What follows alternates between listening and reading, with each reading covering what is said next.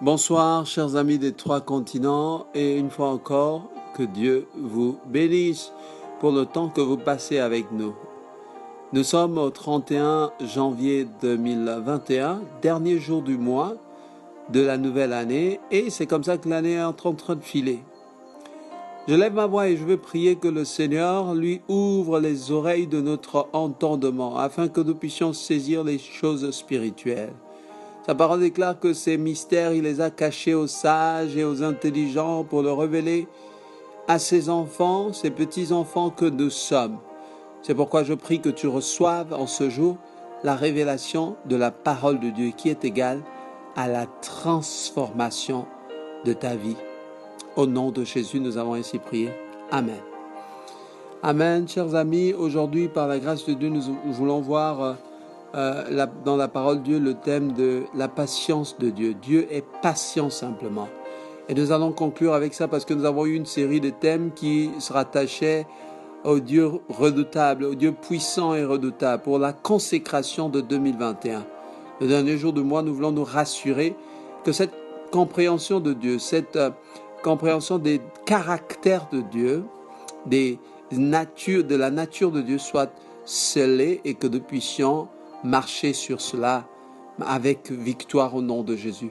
Aujourd'hui, par la grâce de Dieu, nous avons eu un dimanche de victoire et beaucoup encore ont pu être bénis par ce qui s'est passé. Et nous bénissons le Seigneur parce que nous allons baptiser quelques personnes le dimanche prochain. Nous avons vu depuis le début de cette consécration que Dieu était bon et grand, ensuite qu'il était transcendant, ensuite immuable, ensuite souverain, juste et aimable, c'est-à-dire plein de gentillesse. Et enfin, aujourd'hui, nous voulons voir que Dieu est patient simplement. Qu'est-ce que ça veut dire la patience de Dieu? Beaucoup de gens prennent la patience de Dieu pour une sorte de concept virtuel. Non, ça n'existe pas. Dieu, il est inactif, hein? Il est dans son coin. De toute façon, il ne s'implique pas. Ça ne veut pas dire qu'il est patient, il ne s'implique pas. Voyons ce que la Bible dit.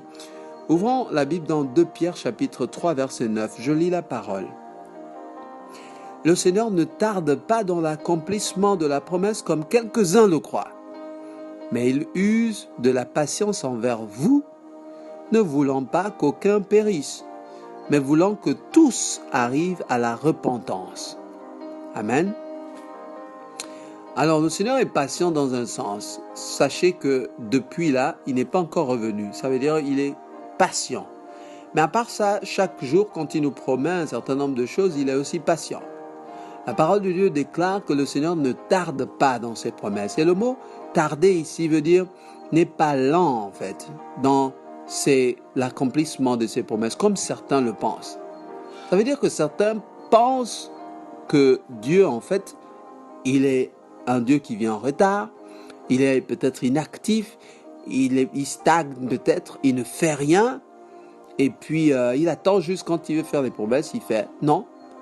Écoutez, la Bible dit Dieu ne tarde pas, donc je crois de tout mon cœur que Dieu ne tarde pas dans l'accomplissement de ses promesses, il le fait rapidement, il ne tarde pas. Mais c'est toi qui ne comprends pas le calendrier de Dieu en fait.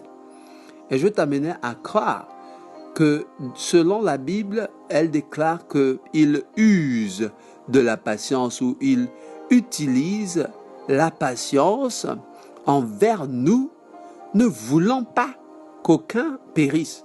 C'est-à-dire que la patience de Dieu, le fait qu'il attende d'ailleurs pas de manière inactive, mais qu'il attende simplement, c'est pour t'amener toi à être repentant, à revenir à lui par rapport à ta situation présente. Il y a des gens, si le Seigneur était revenu il y a 3 ans, il ne l'aurait jamais rencontré. Il y a des gens, si le Seigneur était revenu il y a 2 ans ou il y a 1 an, il ne l'aurait jamais rencontré. Il y a des gens qui ont rencontré le Seigneur seulement il y a 1 semaine. Vous voyez, pour toutes ces personnes qui continuent de rencontrer le Seigneur utilise la patience. Et la patience de Dieu vise à nous sauver simplement, à sauver tous ceux qui ne se sont pas encore repentis. Si tout s'arrêtait même hier samedi par exemple, combien de personnes iraient au ciel? Combien de personnes verraient la gloire de Dieu dans l'après-vie? Oh, on aurait dit peu par rapport à quand Dieu donne un peu plus de temps. Donc, quand le Seigneur donne un peu plus de temps, c'est pour nous aider.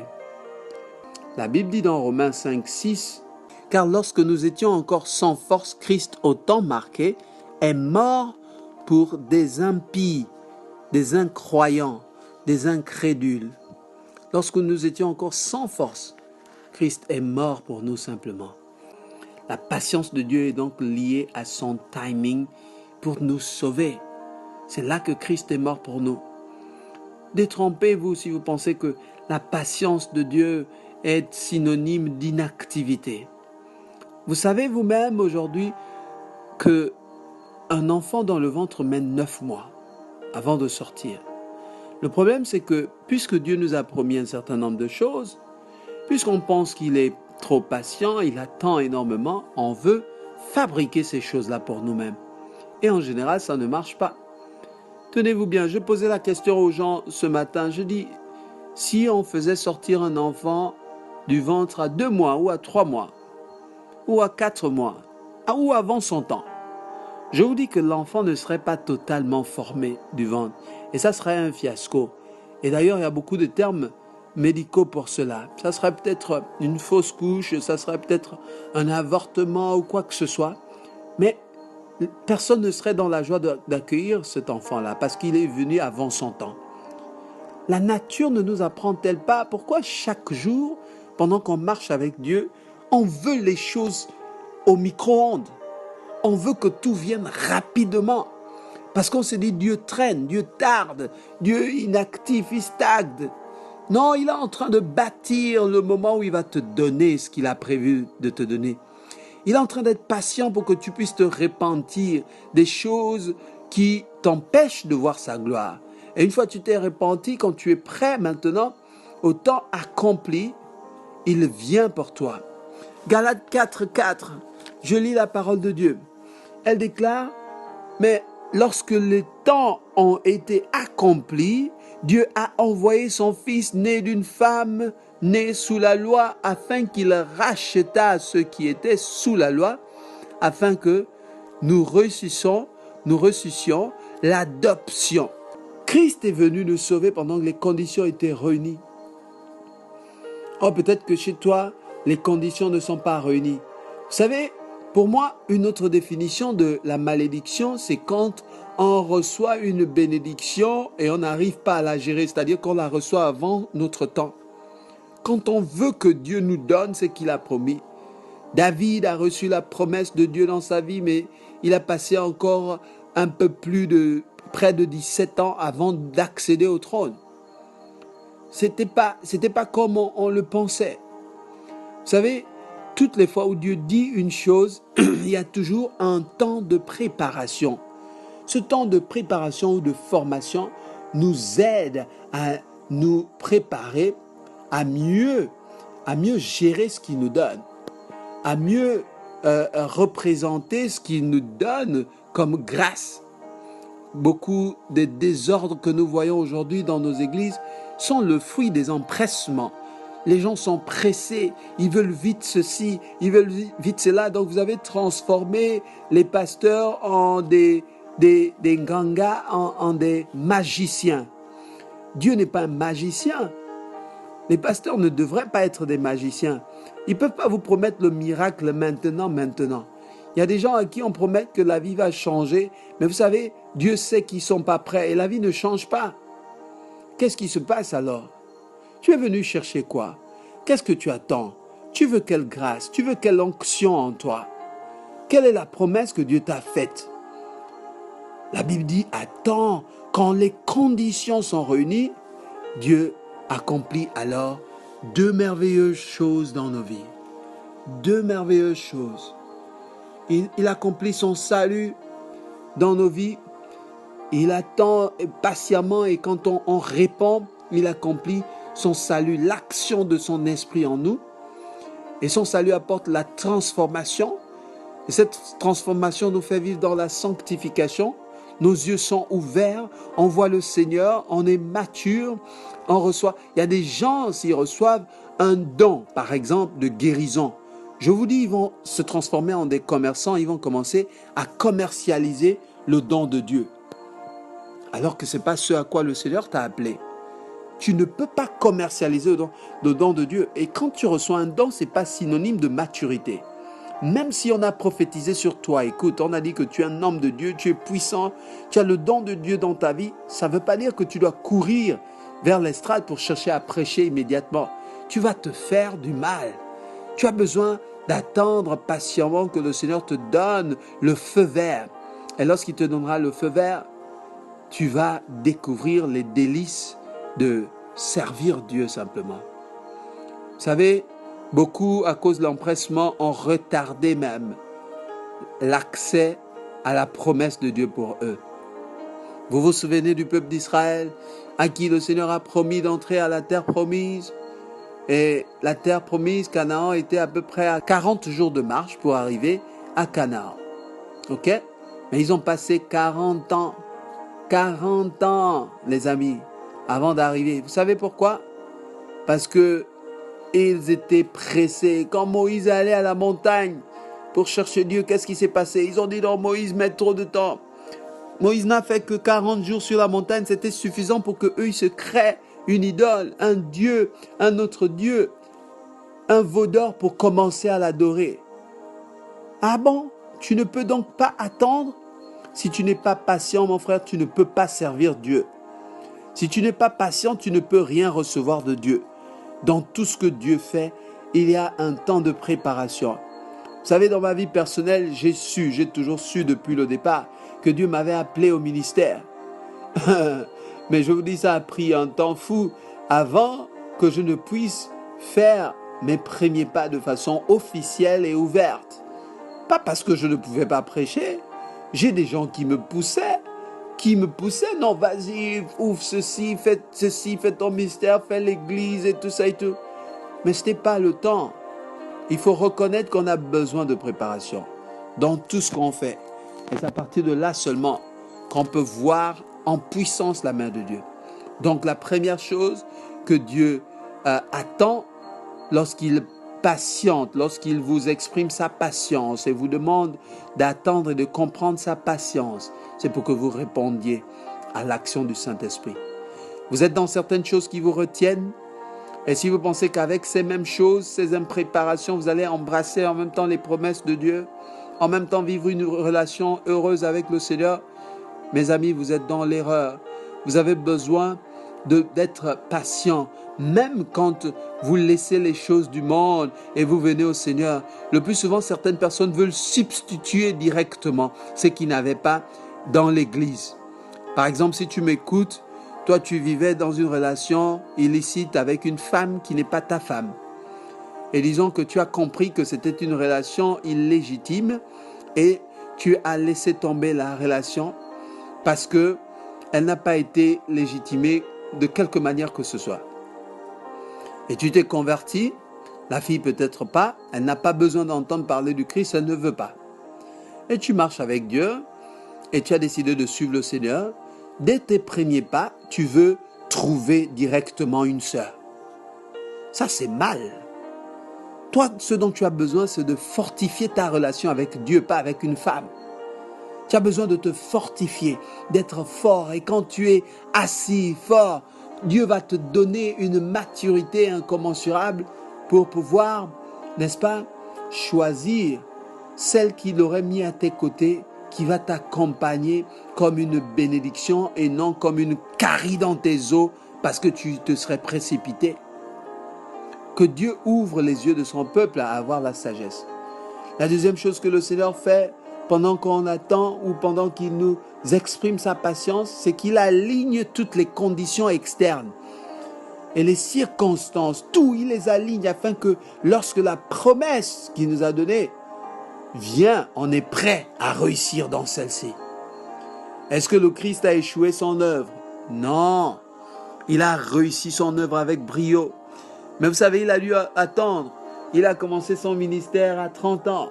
Il a lu ses premiers parchemins à 12 ans dans le temple en disant « Voici ce que la parole dit, l'Esprit du Seigneur est sur moi, etc. etc. » Il a lu. Après cela, 30 ans, ce n'est qu'à 30 ans qu'il commence son ministère.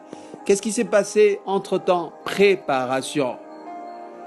Il était mûr à 30 ans et c'était un citoyen un citoyen normal qui pouvait voter s'il y avait vote à l'époque, parce que la maturité pour un juif de l'époque était fixée à 30 ans.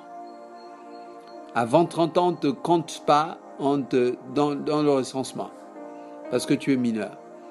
Et lui, il avait 30 ans et il a commencé son ministère normalement.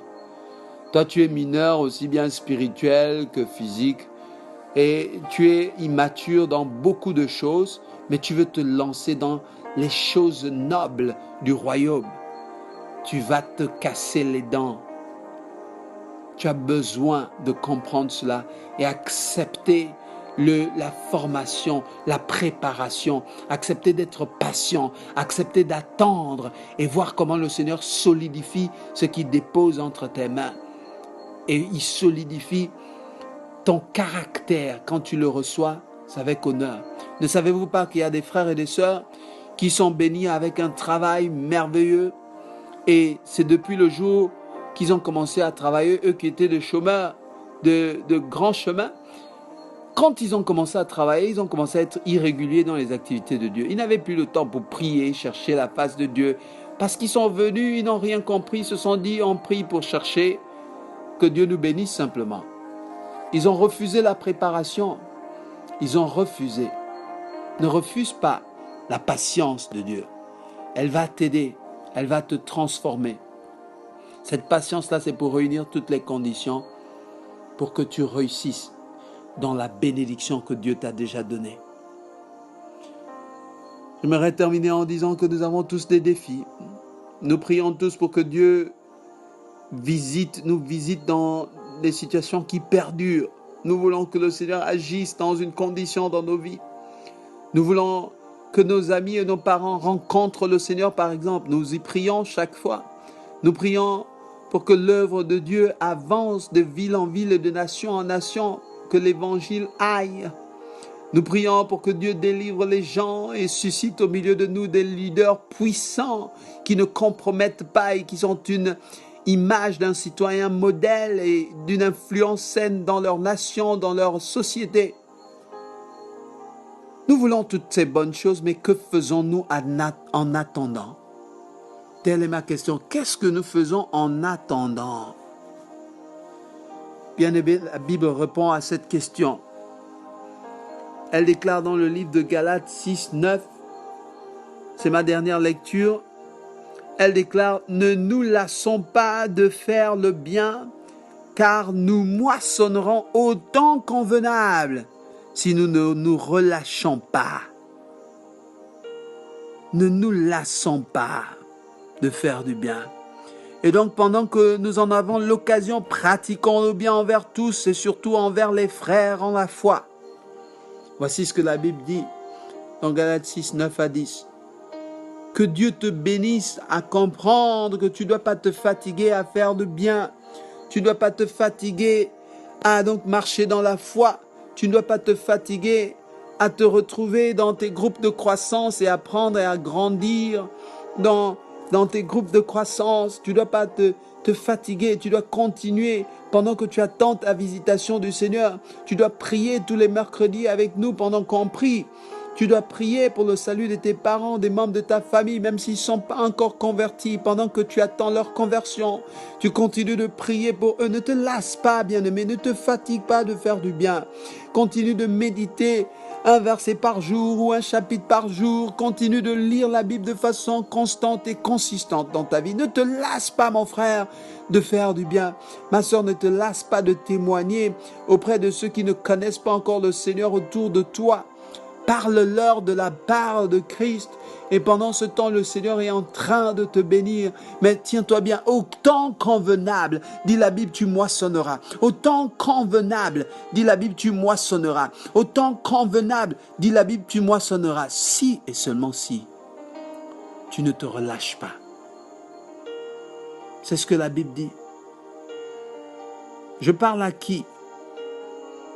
Si tu m'écoutes, et toi, tu es tellement impatient que tu ne connais pas comment Dieu fonctionne, tu as besoin de te repentir et parler à Dieu. Seigneur, enseigne-moi ta patience.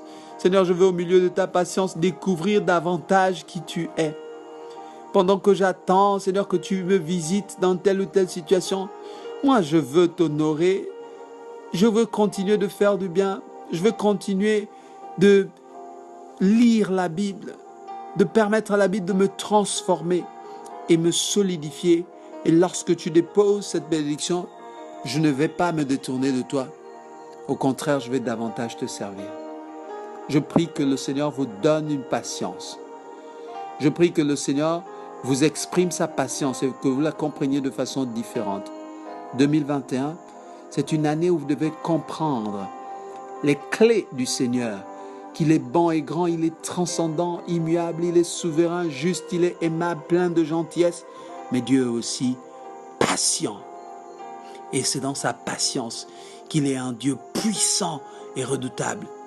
Parce que aucune de tes prières ne s'accomplit. Sache-le à partir de maintenant, ce qui s'accomplit, c'est le calendrier de Dieu.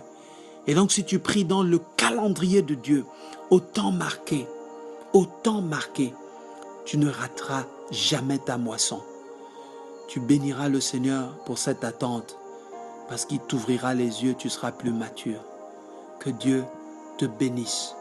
Ce message n'est peut-être pas populaire, mais il est pour toi. Va, sois patient et regarde comment le Seigneur t'amène de croissance en croissance, de maturité en maturité. Au nom de Jésus. Amen.